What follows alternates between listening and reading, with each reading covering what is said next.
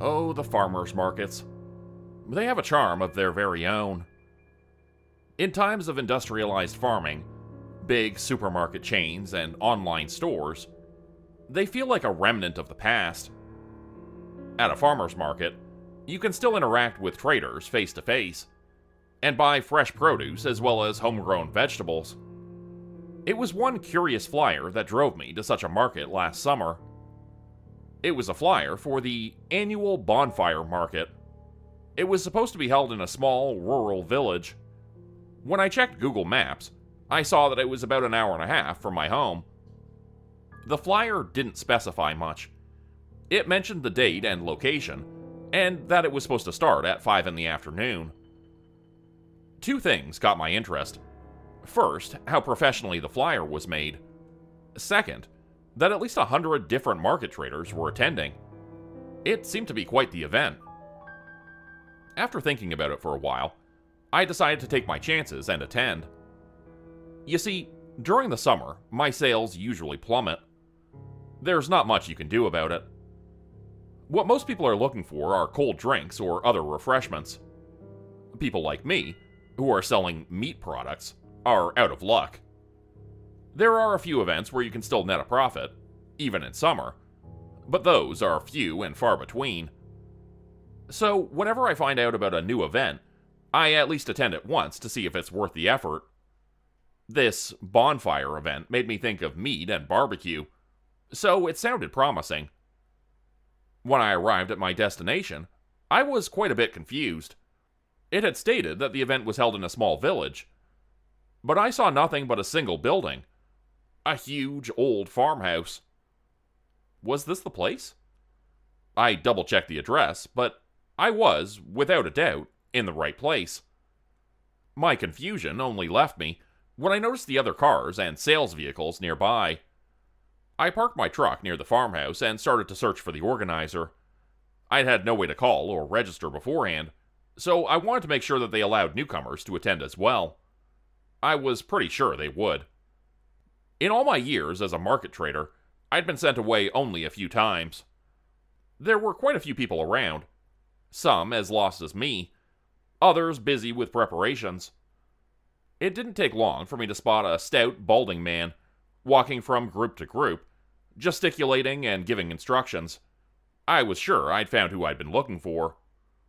"Hey there, my name's Meyer. I'm selling salami products. I'm not a registered participant of your event, but I'm sure you still have a place for me available, right?" The man measured me up and down, with his tiny, bead-like eyes, before a sly grin appeared on his face. He licked his lips once, twice, and then opened his mouth to speak. I saw blackened, rotten teeth. "Oh, not registered yet. Well, you're not alone, my friend," he said, almost slurring every word. I don't know why, but his way of talking and his whole demeanor was pure weird. I'd seen quite a few strange characters over the years, but no one like him. He rubbed his hands together almost constantly, and I could see that they were sticky.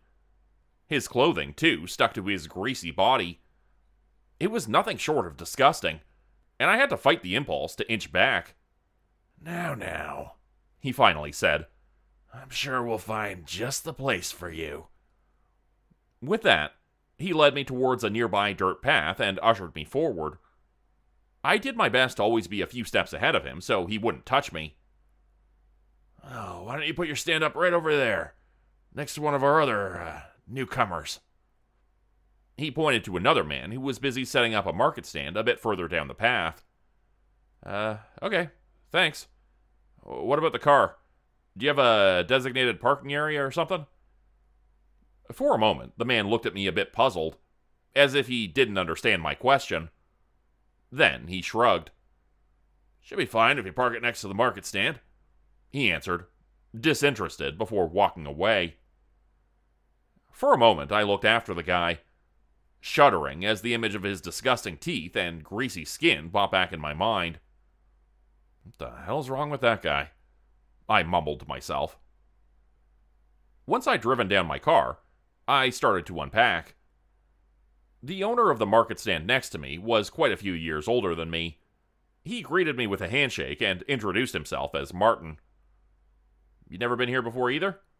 I asked him as I unloaded my truck. He shook his head. "Found out about the whole thing a few weeks ago. Wouldn't have come here if it wasn't for the wife. She said I should go try, and, well, here I am. Guess we better make the best of it." I nodded. "Well, let's hope any customers show up at all. Feels like we're in the middle of nowhere. I thought I was supposed to be in the middle of a village, not some random farm." "Heh, I thought the same thing," he started. "Tell you what, I thought I'd gotten the wrong address. Drove around in circles till I gave up and asked someone." "Well, you're lucky you didn't follow the wrong damn dirt path and end up in the middle of the forest like me. It was pure luck that I found my way out. Damn Google Maps didn't help me one bit." When I stood there in front of him, cursing like that, he burst out laughing. We kept up the chit-chat for a bit while we both readied our market stands and put out our goods for display. As I kept looking around, I noticed that there were only about 24 traders here in total. The flyer had promoted it as this grand event with at least 100. Where was everyone? What I saw here was barely at the level of a small weekly market. How could this be a special annual event? I wasn't the only one who seemed to have doubts. Many of the other participants looked as skeptical as me. Once I'd set everything up, I decided to have a quick look around and find out where the toilets were. When I arrived back at the old farmhouse, I saw that people had been quite busy. There was now a massive bonfire in the center of the yard. Next to it was an open meat smoker, on which various different pieces of meat were presented. Some seemed smoked already, others were still raw. As I made my way around, I noticed the stares I got from a tall, lanky guy. He'd been busy cutting apart a chunk of meat when he saw me, and eyed me curiously. I tried to smile at him, but his empty stare was a bit unsettling. As I walked on, I could tell that his eyes were following me. I was about to enter the door of the farmhouse to look for the toilets when I almost ran into the organizer. "Can I help you?" "Oh, I just had a look around. Got quite the selection here," I started. "But, I was wondering where the toilets are." The toilets," he said in a pensive way, almost as if he had trouble remembering. All the while, the skinny butcher kept looking over at us. "Tell you the truth, my friend, we got a bit of a problem in the back. It's all clogged up at the moment, you see. It's not too much to ask. Why not go over there by the trees?" I waited for him to reveal the joke, but he didn't say anything else. All I saw was the same grin he'd shown me before. "Tell your market participants to piss against the trees," I lamented to Martin once I was back at my market stand. The older man thought it was the most hilarious thing in the world. He kept telling me it would have been much worse if I had to take a shit instead. I couldn't help but join him in his laughter. To be honest, I wasn't bothered doing that outside. I was a guy, after all.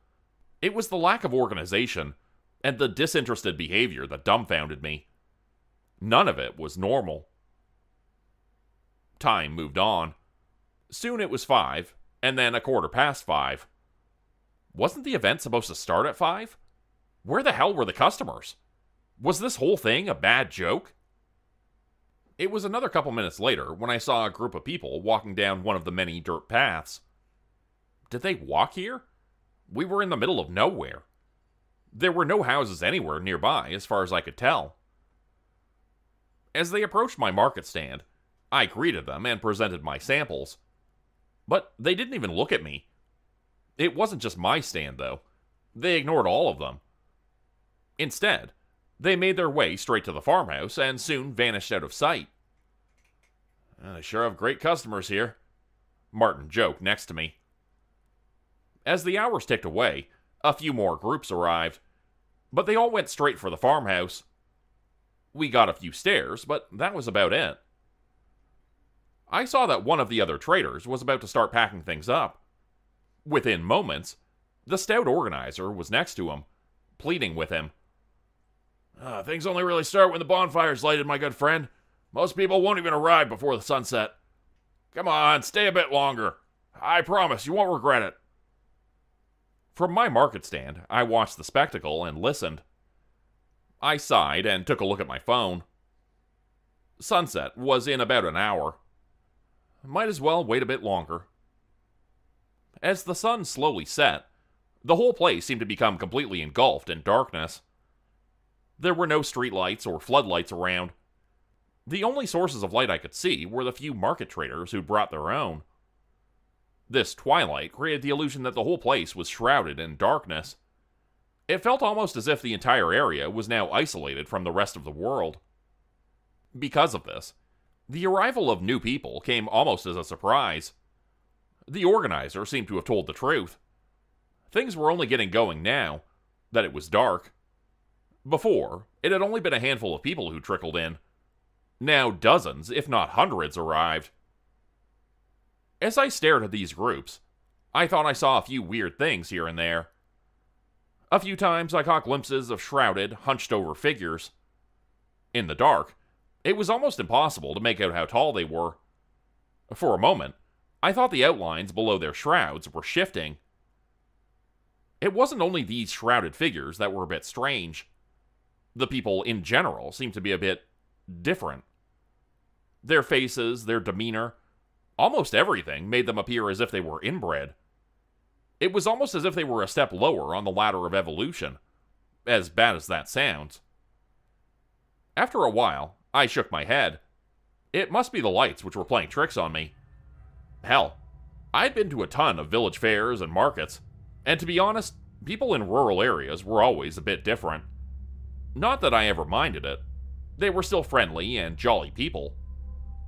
Here, things felt different. I don't know what it was, but the atmosphere felt strange. It was almost as if there was an odor of insincerity in the air, as if all of those people were just pretending. What it was they were pretending, though, I couldn't say. My thoughts were interrupted by a noise coming from the farmhouse. Moments later, I saw how light erupted from the yard in front of it. They must have ignited the bonfire. As if to prove me right, I heard low laughter and the sounds of excitement and exuberance cut through the air. It was clear to me that I wouldn't sell anything here. There were only a few lone stragglers that still arrived, and those too hurried to the bonfire. It was soon that my curiosity won me over. I told myself I'd have a quick look around and go watch the bonfire as well. Making my way to the yard was quite the feat. The whole area was utterly overcrowded with people. Once I'd made it, I took a glance towards the bonfire, but I couldn't see much. There were way too many people in front of me. The only thing I saw were long wooden sticks that were held towards the flames, roasting big chunks of meat. I watched for a while, but then I saw the open door of the farmhouse. I didn't really want to go against a tree again with all these people around. I was sure they had to have unclogged the toilet by now. I had a look around the small entry room, but it was almost entirely empty. Haphazardly, I decided on the hallway to my right to look for any signs of a toilet. As I walked on, I saw nothing. There were a few rooms, but their doors were either locked or they were empty. Finally, the hallway led into a vast, dark area. I couldn't see a thing, though. After a short while of fumbling around the walls, I found a light switch. The moment I hit it, I realized I was in a storage room for the meat. All around me, carcasses dangled from meat hooks. The smell of flesh was almost suffocating. I was just about to turn around and leave the room, when my eyes focused on something that shot ice through my veins.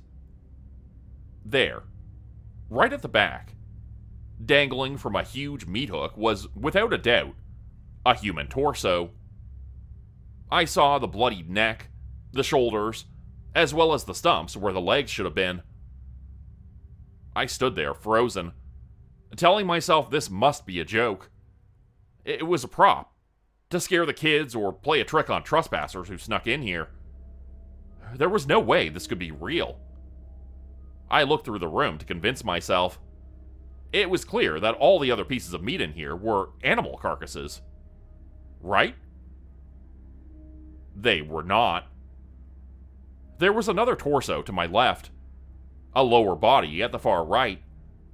and a bit down the row dangled a lonely leg. Did this mean that all those other chunks and pieces around me were the same as well? Were they all human? Dear God, what was this place? What had I stumbled into here? I couldn't think. All I could do was stare at the horror around me in disbelief. There was no way. Was there? This had to be... Damn it, who the hell's in there? Is that you, Rayner? I thought I told you if I ever saw you nibbling on one of them again, I'd beat the living shit out of you. Oh God. Someone was coming. What the hell do I do? I almost rushed toward the exit of the room, but realized I'd run straight into whoever was coming. I took a few steps back into the room, then a few more. Then I hurried to the back. I couldn't see any other exit. No doors, no windows, nothing. I had to hide. But where could I even hide? Right then, I saw an old metal cabinet. Within moments, I ripped at the doors, and thank God when they opened. I was inside in a second and closed them behind me again. It didn't take long for someone to step into the room. From the small slit between the doors, I could see who it was. The skinny butcher who'd measured me up before. "Where the hell are you?" he asked, with not just a bit of malice in his voice. As he looked around and scanned the room, I didn't dare move. I didn't even dare to breathe, afraid he'd hear it. I felt like an animal in the headlights, like prey in front of a predator. The empty eyes of the guy wandered from carcass to carcass, and he slowly started to step into the room. "Oh God, please don't let him notice me," I prayed. "Please don't let him notice me." I repeated this over and over in my head. Then a new thought popped into my mind. Did he know I was here? He stepped further and further into the room, pushing the meat. No, the bodies aside as he did. With each step, he got closer to the cabinet. Any moment now, I thought. Any moment now. I almost screamed out, almost jumped from the cabinet in a blind panic, when I was saved by a boy. He suddenly stumbled into the room. The skinny butcher jerked around, walked toward him, and yelled at him. "Didn't I tell you to turn the light off in here? What are you even doing back here? If you did grab a bite again, I dare you." "But I did turn..." the boy started. He didn't get to finish what he was saying, because the organizer's booming voice was heard up the hallway. "What's the holdup? We need another one. Quickly, a woman this time." "Right away," the skinny butcher answered. "Grab that one over there," he yelled at the boy, and when he didn't move right away, he yelled at him again. Still sitting in the cabinet, I watched as the boy took down part of a female body and carried it out of the room. The skinny butcher stayed for a bit longer. He looked over the bodies, counting them. "Not too many left. I guess it's time for the main event soon." With that, he turned off the lights and left the room. I can't say how long I stayed inside that cabinet. I was shaking, shivering, and trying my hardest not to hyperventilate. Any moment now, I thought, the lights would turn back on and I'd see the butcher's face right in front of the cabinet. Or the stout organizer would drag me from it with his greasy hands to sink his black, rotten teeth into my flesh. For long moments, I fought to keep the fear at bay, and to keep myself from panicking. Only once I'd calmed down and had made sure no one was around, did I dare open the doors of the cabinet. With light steps, I made my way back into the hallway. I'd barely crossed the first few meters when the same boy from before came running in my direction. He stopped and stared at me. His eyes were wide and almost empty. I could see that his mind was hard at work trying to decipher the situation. He opened his mouth, then closed it again, which made my heart skip a beat. "Men to the right, women to the left, got that?" I said in as hard of a voice as I could muster. For a few nerve-wracking seconds, he stared at me, thinking. But then he seemed to give up, nodded, and ran past me. I almost dropped to the floor as the strength left my legs. I slumped against the wall, breathing heavily. I couldn't rest, though. I had to go on. I had to get out, and stumbled forward. Outside, the noise rose up again. It became jubilation, as I heard hundreds of voices scream up with excitement. It turned into a wild cacophony, before the sounds of utter chaos erupted from outside. I was back in the entry room. I took one step towards the door, but they'd see me, wouldn't they? No way I could risk that. Instead, I stormed down the other hallway. There had to be a different way out. I went for the first door I saw, but it was locked. The next one I tried led me to a room that was trashed and almost entirely covered in blood. I almost vomited at the sight. I almost threw the door shut again when I saw the butcher in the entry area. I almost jumped into the room, hoping he hadn't seen me. At that moment, I noticed something. Lying on the floor in the room was an old, dirty jute shroud. The same type those figures wore. I had no idea if it would even work, but there was nothing else I could do. I picked it up and quickly shrouded myself in it, hoping I could trick them and get out of here. It was over there. I dare you, Rainer. If you're fooling around again, He broke up when he saw me. His face distorted for a moment, and he inched back a step. Oh, I didn't... It's served outside. There's nothing in here anymore, he said in an almost scared tone. I didn't say anything. Instead, I pulled the jute shroud as close around me as I could, and hurried outside. I stopped in my tracks when I actually saw the horror that was going on. I'd seen the bodies, sure. I'd heard the organizer call out. I knew what must be going on. Yet, seeing it for real was different.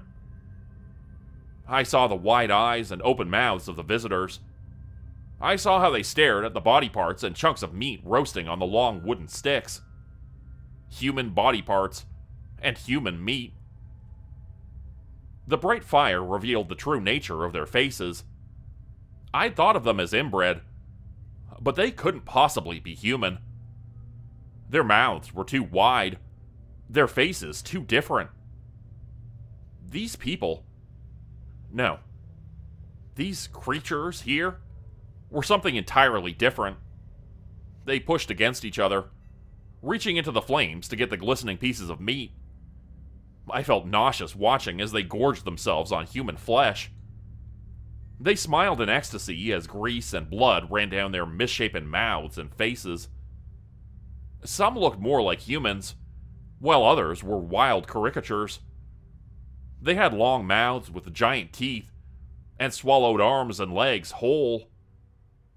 A few were as small as children, and yet others reminded me of beings from myths and folklore. Worse, though, were the things hidden under the shrouds. Only once did I catch a glimpse of one of them. I saw a disgusting, leathery face with a beak instead of a mouth. Just for a moment did the one eye of the creature focus on me, before it turned back to the chunk of meat it was holding. I had to get away from here. It was only a matter of time before I'd get noticed. As best as I could, I made my way through the cannibalistic monstrosities around me. I squinted my eyes, trying not to see what was going on, and focused only on the edge of the crowd. That's where I had to go. That's what I had to reach. Each step was worse than the one before. It meant pushing on against nightmarish creatures and new surges of terror. I desperately held on to the shroud, which had been ripped away almost twice. I ebbed forward step by step, but as I reached the edge of the crowd, I realized that the nightmare wasn't over. Guess it's time for the main event soon. That's what the butcher had said. As I saw the area around the farmhouse, I knew what the main event must have been. It had been us. The traitors. As I looked on, I saw the remains of market stands and sales vehicles. The whole area must have been overrun by this frenzied mob, due to its thirst for human flesh. The air was heavy with a stench that I wouldn't dare to describe. For a moment, I couldn't fight the urge to vomit. Then I forced my body to move on. Here and there, I saw a few stragglers, creatures feeding on the few pieces that remained of the market traders. I heard screams from nearby, proof that someone else must still be alive. I didn't dare to look. It wasn't long before I found the remains of my own market stand. My breath was ragged, coming out in hard intervals as I dragged myself toward my car. It looked as if it was still undamaged. I prayed that I was right. I prayed. A quick look around revealed that there were only a few creatures nearby. They were searching through the nearby meadow, most likely for the one market trader that hadn't been found. Me. Finally, I reached the car. With one swift motion, I hit the key to unlock the door, ripped it open, and jumped inside. It took me only a moment to start it, but I had already been noticed. The first of the creatures rushed toward the car and hit the door right when I locked it. In a berserk fury, the thing beat down on it. There was a heavy creak of metal before the glass window exploded into 1,000 pieces. I hit the gas, but for a moment the car didn't move. The monstrosity outside had to let go. I accelerated the car and sped down the dirt path. I was past the remains of the market stands. Then I was at the farmhouse. Then I was past it.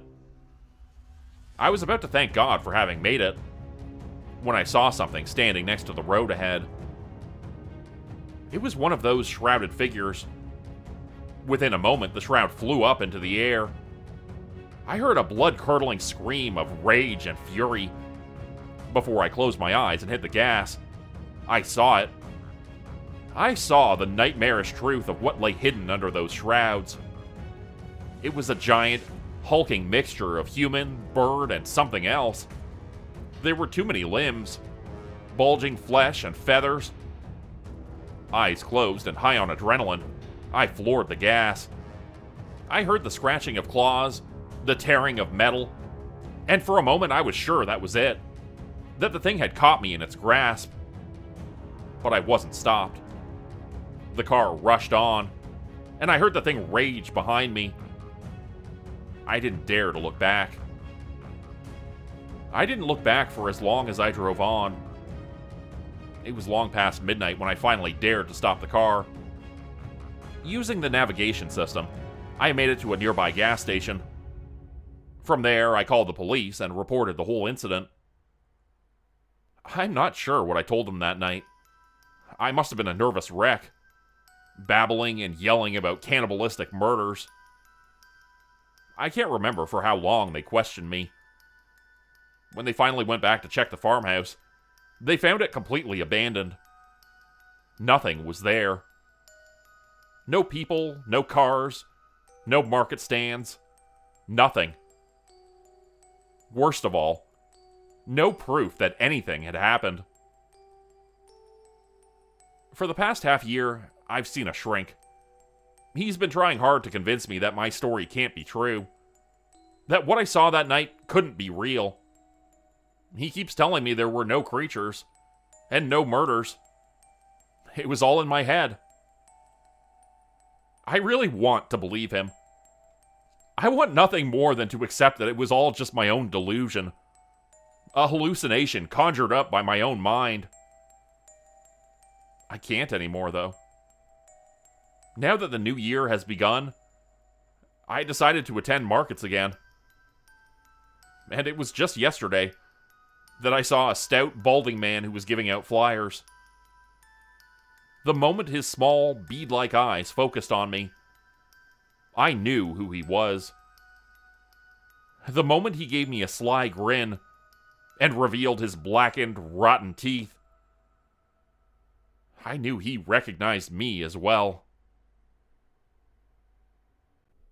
Become a channel member today for early access, bonus videos, and special emojis only available to members. Check out the description below or click the join button for more info. If you'd like another way to help support the channel, please consider joining my Patreon page at patreon.com/JordanGroupHorror. As a patron, you'll get access to bonus videos and content. You'll be credited at the end of every video going forward. And if you decide to stay for 3 months, I'll name a character after you, which will be featured in a Hollow's End story. Links to join the Patreon are in the description.